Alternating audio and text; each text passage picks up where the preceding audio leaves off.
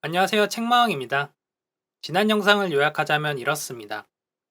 메이지 유신의 서구화 정책으로 일본의 서구식 개인의 개념이 들어왔습니다. 이 개인은 관계성이 배제되었기에 시작이 쓸쓸합니다. 그래서 움직여서 다른 경계와 부딪히며 외로움을 해소하려고 합니다. 하지만 소세키식 개인주의자는 윤리적 인격의 지배를 받기에 타인의 경계를 뚫고 들어가지 않고 개인으로서의 상대를 존중합니다. 그래서 외톨이가 되는 것이 자연스럽습니다. 청년과 선생 모두 이 시기의 개인주의자이지만 선생의 외로움과 죽음을 시대의 변화로만 설명하기에는 부족합니다. 이 영상에서는 그 나머지 부분에 대한 내용을 다룹니다.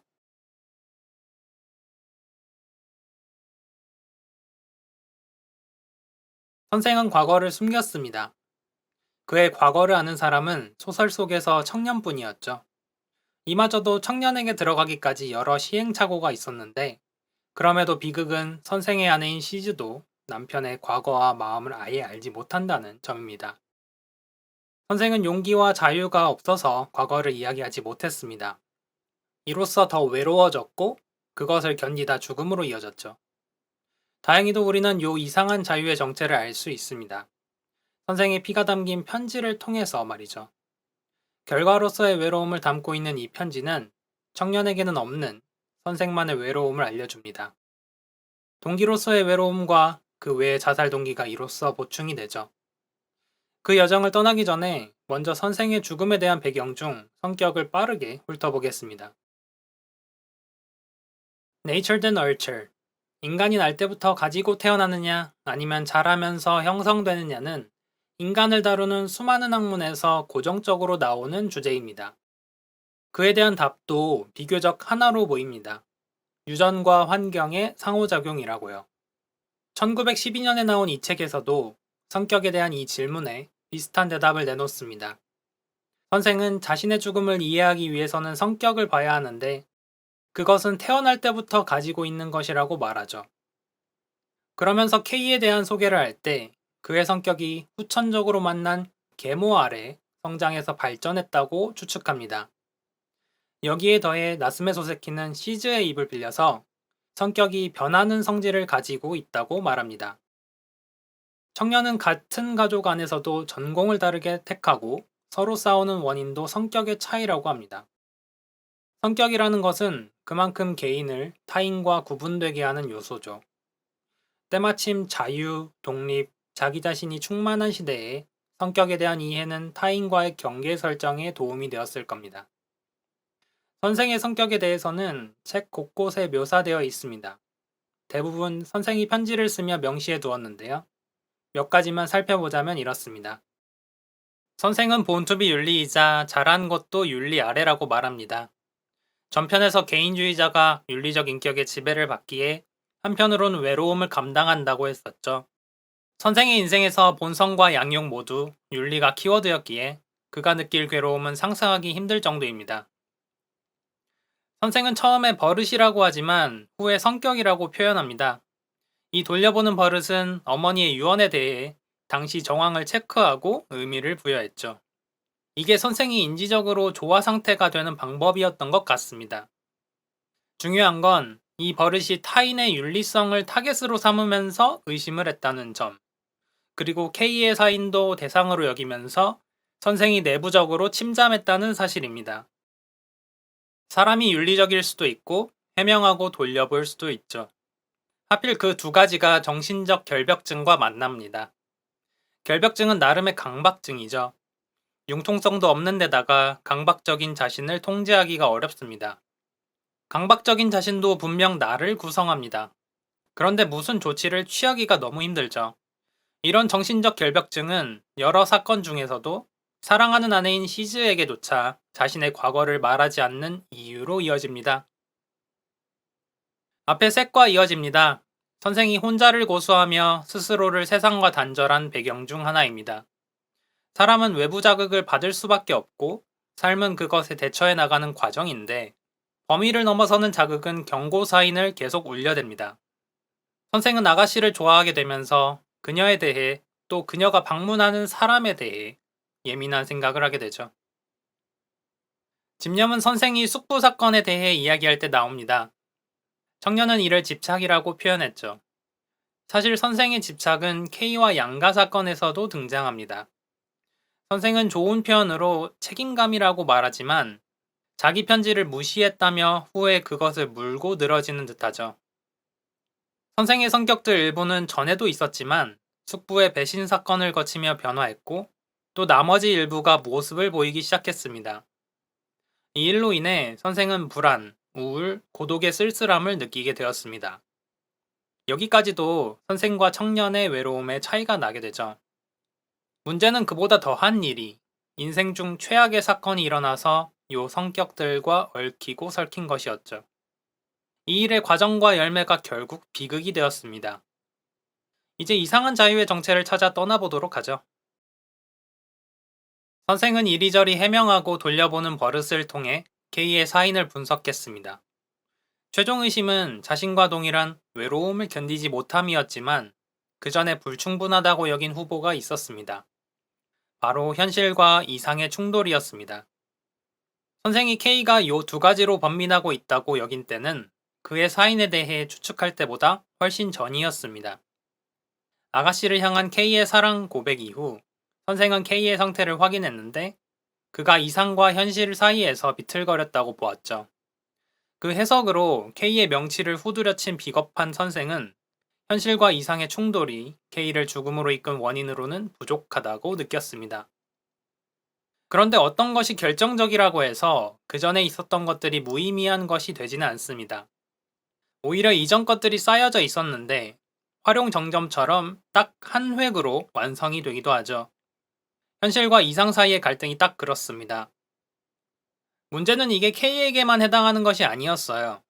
중도 제 머리 못 깎는다고 선생도 이상과 현실로 괴로워했죠. 여기서 현실과 이상의 초점은 세상이자 타인이자 구체적으로는 숙부에게 있었습니다. 선생이 아버지로부터 들은 숙부는 자신보다 훨씬 능력 있고 믿음직한 사람이었죠.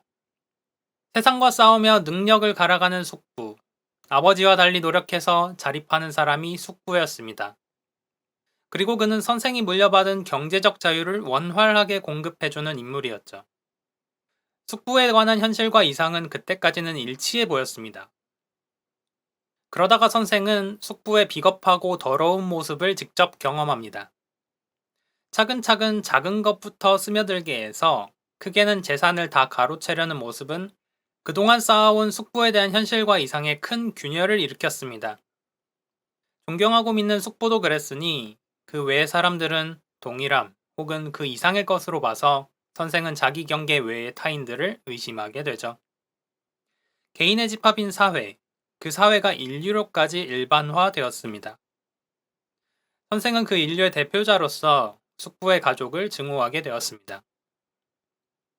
여기까지 나타난 현실과 이상의 초점은 단순한 사건에서 한 단계 더 구체화됩니다. 바로 자기로 말이죠.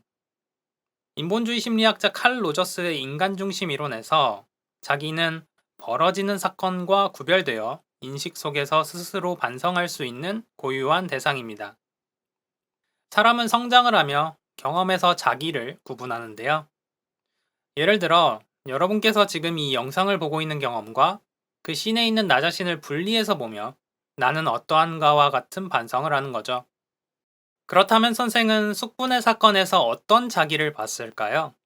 아마 자기 자신에게 나는 숙부와 달리 깨끗하고 바른 사람이라는 자기 반성을 입혔던 것 같습니다. 쉬운 표현으로는 나는 달라라는 생각이었죠. 선생은 본인의 윤리적 성격을 따라 숙부의 현실을 더 강력하게 지탄하면서 자기를 돌아봤습니다. 그리고 이 자기 반성은 로저스가 말한 이상적 자기를 굳혔습니다. 이상적 자기는 스스로 되길 바라는 어떤 존재를 말합니다. 이와 대비되는 것을 현실적 자기라고 합니다. 현실적 자기는 지금 스스로를 어떤 사람으로 인식하고 있는지를 나타냅니다. 숙부 사건 당시 선생의 이상적 자기는 현실적 자기와 차이가 나지 않았죠. 타인에 대한 의심은 아주머님과 아가씨의 보살핌으로 괜찮아지나 싶다가도 다시 고개를 들었습니다. 그 상황에서 K사건, 즉 자기 자신의 배신이 펼쳐집니다. 이 사건에서 선생의 이상적 자기, 윤리적 자기는 산산조각 났습니다. 특히 숙부를 반면교사 및 증오의 대상으로 삼으며 키웠던 자기였기에 숙부와 똑같이 교활하고 비겁하게 자신을 은폐시켜서 K의 경계로 들어가서 상대의 무기로 그를 부숴버린 현실적 자기는 이상적 자기와 풀파워로 부딪혔을 겁니다. 심지어 직접적이든 간접적이든 친한 친구가 죽었죠. 숙부 사건이 없었다면 달랐을 수도 있겠지만 어찌되었든 선생이 인식하는 자기는 이상적 자기와 불일치를 만들었습니다. 그는 그렇게 모순된 자기를 보고 질려버렸죠. 선생이 본 모순된 자기는 자신의 나약함을 드러냈습니다. 이로 인해 선생은 자신을 경멸했습니다. 자유독립 자기 자신의 시대에 일단 자기 자신이 내부에서 쪼개졌습니다. 그런데 이 쪼개짐이 자살로 이어질 정도의 힘을 지닌 것일까요? 이에 대해 제가 이 책을 읽을 때마다 계속 떠오른 한 철학자의 생각을 빌리고자 합니다. 19세기 덴마크 철학자 키르케고르는 죽음에 이르는 병이라는 책에서 기독교 경전인 성경의 요한복음 11장 내용을 가지고 재미있는 이야기를 합니다. 이 요한복음 11장에는 병든 나사로라는 사람과 예수가 나오는데요. 나사로의 누이들이 예수에게 사람을 보내 도와달라고 했는데 예수는 이 병이 죽을 병이 아니라고 합니다. 그는 다른 곳을 향해서 가다가 나사로가 잠들었다고 얘기를 하죠. 그러면서 나사로의 집으로 가서 죽은 나사로를 살리는 것이 요한복음 11장 내용의 일부입니다. 죽을 병이 아니라고 했는데 나사로는 죽었습니다. 그러면 이 죽을 병의 정체는 무엇일까요? 키르케고르는 이 질문에 대한 답으로 절망을 소개합니다. 그가 말하는 절망은 심리학자 로저스처럼 자기와 연관되어 있지만 그보다 더 심오해 보입니다. 그만큼 죽음에 이르는 병의 내용을 이해하고 이해시키도록 설명하는 게 어렵습니다. 여기서는 선생을 파악하는 의미에서 제멋대로 말씀드리도록 하고 좋은 기회에 다시 꺼내보도록 하죠. 인간은 본질적으로 정신적인 존재이고 각자에게 있어 이 정신은 자기라고 불립니다. 자기는 인간에게 있는 한 쌍의 요소들을 중재해서 하나의 종합으로서 있도록 합니다. 그 요소 중에는 대표적으로 참을 수 없는 존재의 가벼움에서도 여러 번 나오는 영혼과 육체가 있죠. 우리는 자신의 영혼과 육체가 조화를 이루고 살도록 관계합니다. 이 관계하는 역할을 자기가 합니다. 키르케고르는 자기를 자기 자신과 관계하는 관계라고 합니다. 사람은 자기 자신과 관계하는 자기와 함께 타자와 관계하고 그게 인생으로 펼쳐집니다. 절망은 자기 자신과의 관계에서의 엇갈림을 말합니다. 즉, 자기가 종합을 잘못한 상태, 한 쌍의 요소들을 잘 중재하지 못하고 힘을 잃은 때를 의미합니다. 사람은 내 영혼과 내 육체가 불일치할 때 절망합니다. 현실적으로 유한한 자신과 잠재적으로 무한한 자신을 잘 관계 맺어야 하는데 지금 당장 한정된 삶에만 집중할 때 절망합니다. 절망한 사람은 자기 자신이 되지 않으려고 합니다. 종합되지 않은 자기 자신을 참을 수 없어서 스스로에게서 벗어나고 빠져나오려고 하는 거죠. 그런데 키르케고르는 자기가 스스로의 힘이 아닌 타자의 힘에 의해 정립된 관계라고 보았습니다. 여기서 타자의 힘은 신을 말합니다.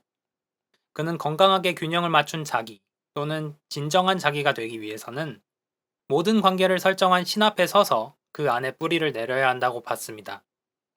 하지만 절망한 사람은 신에 대해 독립을 주장하며 자기 자신이 되려고 합니다.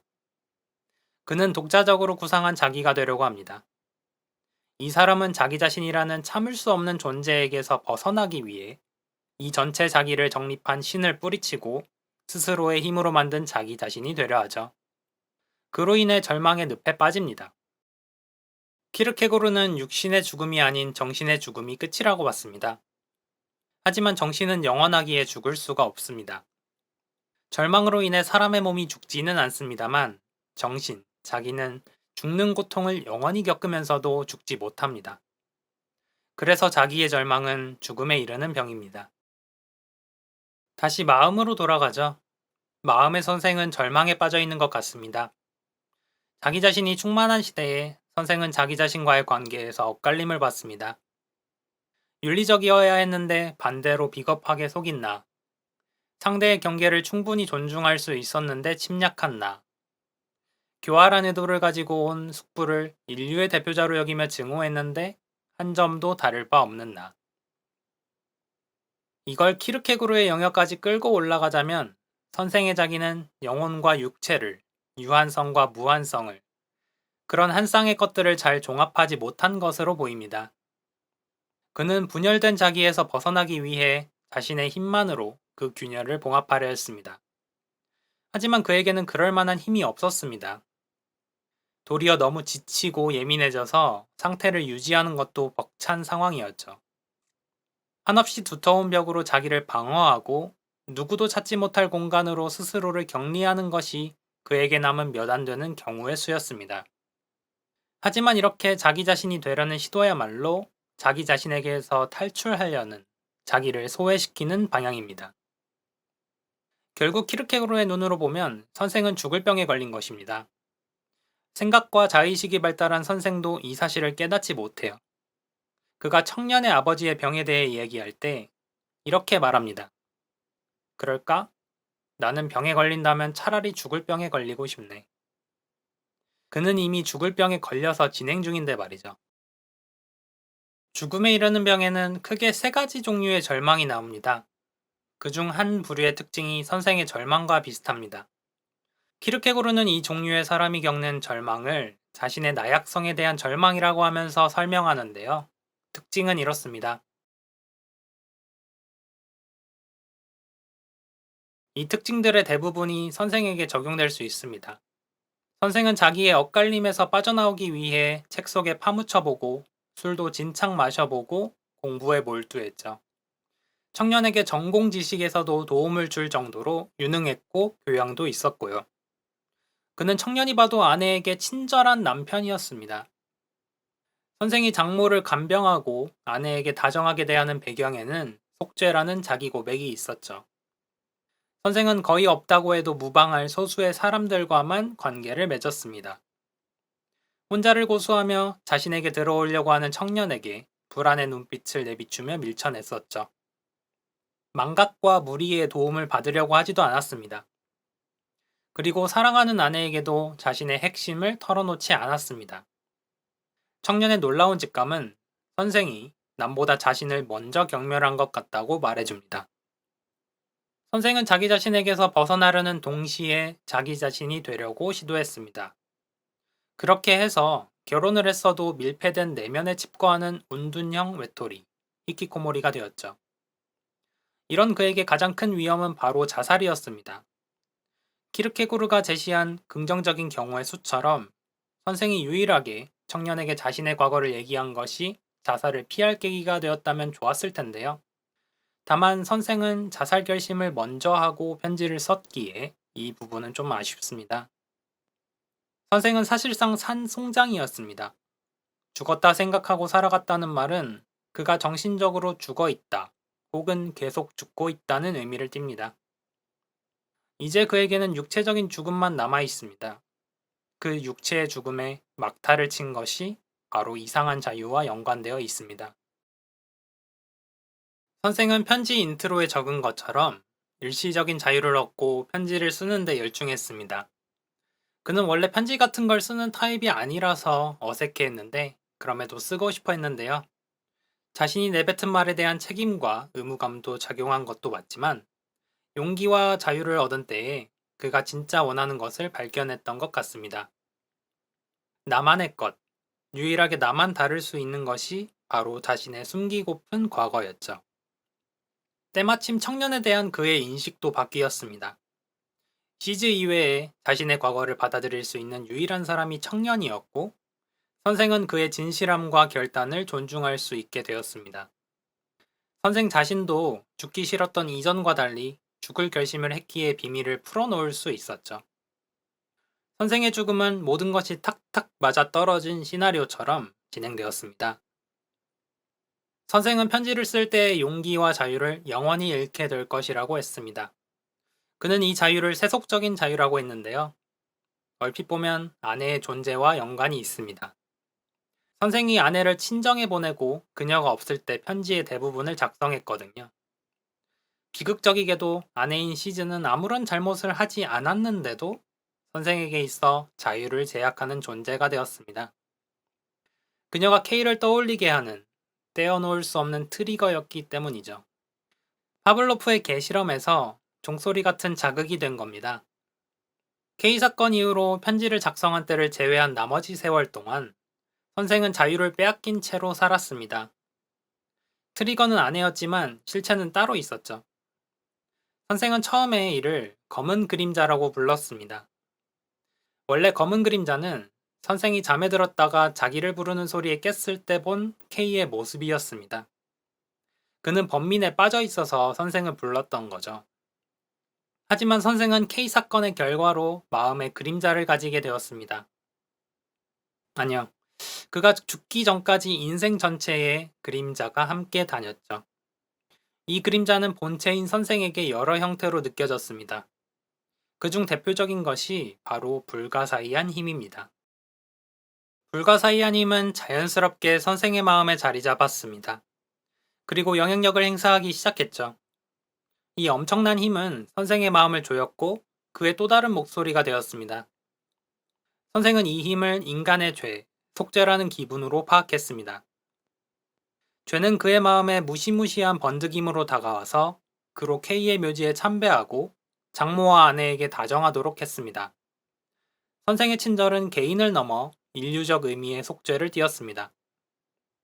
죄의식은 선행을 통한 속죄만이 아니라 처벌과 자책을 통한 속죄도 부여했습니다. 때때로 선생이 반항하려고 하면 차가운 목소리가 그에게 자격을 따지며 벗어나려는 움직임을 진압했습니다. 죄책감은 독립을 쟁취하려는 선생에게 딱 하나의 자유를 부여했습니다. 바로 죽을 자유였습니다. 선생은 청년을 처음 만나기 전에나 만나서나 죽음에 대해 진지하게 생각했는데요. 그 이유는 어느샌가 자신의 일부가 된 죄가 유일하게 열어준 길, 죽음과의 싸움을 끝없이 하고 있었기 때문입니다. 그 싸움에는 그를 도와줄 존재가 없었습니다. 선생 자신조차도 스스로를 소외시켰고 그래서 소외되었으며 불가사의한 힘이 선생의 마음을 폐허로 만들었기 때문이죠. 선생은 결국 죄와의 협상에서 죽음에 대한 요구를 받아들이며 그 대가로 용기와 자유를 잠시 얻었습니다. 그 전에 일어난 노기 장군의 순사는 선생에게 새로운 의미를 부여할 여지를 주었죠. 선생은 이 일시적인 자유 시간에 스스로를 결론지었습니다. 자신을 과거의 생산물로 여겼고 내면에서 차가운 목소리로 웃는 죄까지 자기 것으로 받아들이며 스스로를 불가사의한 나라는 인간이라고 칭했습니다. 그렇게 그는 자신의 요구를 다 이루었다고 말하며 동일한 말로 죽은 어느 인물과 달리 부자연스러운 폭력인 자살로 생을 마감합니다. 키르케고르의 입장에서 자살도 절망이었기에 선생은 끝까지 절망했고 그의 자유 독립 자기 자신을 다 잃은 것과 같습니다. 영원히 말이죠. 저는 마음을 외로운 존재에 대한 이야기로 보았습니다. 이 외로움은 우리가 흔히 말하는 외로움보다 깊숙이 봐야 합니다. 미소의 배경에 기쁨이 있듯이 외로움 안에는 나름의 실체가 있습니다. 외로움은 결과입니다. 개별적 존재가 기초가 되는 시대로의 변화. 결벽의 범주 안에서 윤리적이고 제한 없이 반성하는 개인의 성격. 거기에 일생 주요 사건들이 섞여서 혼자를 고수하는 존재를 낳았습니다. 동시에 외로움은 동기입니다. 앞서 결과로서의 외로움이 이어지면서 죄의식이 개인을 지배했습니다. 내면에서 어둡고 차가운 목소리로 자격을 따지며 개인을 살릴 모든 가능성을 억눌렀습니다. 한 사람에게서 다른 사람들을 떨어뜨렸습니다. 저는 결과와 동기가 이어지는 선상에서 키르케고르가 말하는 절망으로 인해 스스로를 소외시키는 개인을 보았습니다. 자기 자신과의 관계에서의 엇갈림을 해결하지 못한 사람을 보았습니다. 사실 그는 해결할 수 없었기도 합니다. 그래서 몸부림치지만 절망이자 죄는 또 다른 이름인 자살에만 레드카펫을 깔아두었고 선생은 결국 그 위에 섰습니다. 너의 마음이 중요해라는 말을 종종 들었습니다. 내 인생은 내가 책임져야 하고 통제권이 나에게 있는 건 맞습니다. 그리고 내 마음을 따라 선택하는 여러 순간들이 인생에 펼쳐집니다. 문제는 마음이 내 거인 듯 내 거 아닌 듯 하다는 점입니다. 내 마음이 뭔지 모를 때도 있고, 거기에 확신을 하지 못하는 때도 있으며, 외부에서 온 것 같은 이질적인 힘이 어느샌가 내 마음의 힘을 압도하기도 합니다. 우리의 자기와 마음은 위태롭게 있을 때가 많습니다. 차라리 내 마음이 중요해라는 말이 필요 없는 상황으로 가는 게 편해 보입니다. 하지만 거기에도 외로움이 있습니다. 나를 조여오는 힘이 있습니다. 무엇보다 회전하는 마음보다 확실한 과거가 있습니다. 마음은 종합적인 존재가 되지 못한 개인을 보여줍니다. 지멋대로 친구의 죽음에 지분이 있다고 생각하며 인생을 망친 한 사람이 아니라 외로웠는데 자신의 여러 면을 조화롭게 할 수 없어서 더 외롭고 결국 굴복해버린 한 사람이 나옵니다. 그 자신의 삶은 물론 아내의 삶까지 비극이 되었습니다. 제가 마음을 읽으며 슬펐고 우울했던 이유는 먼저 제가 선생이라도 아무것도 할 수 없다는 무력감을 느꼈기 때문입니다.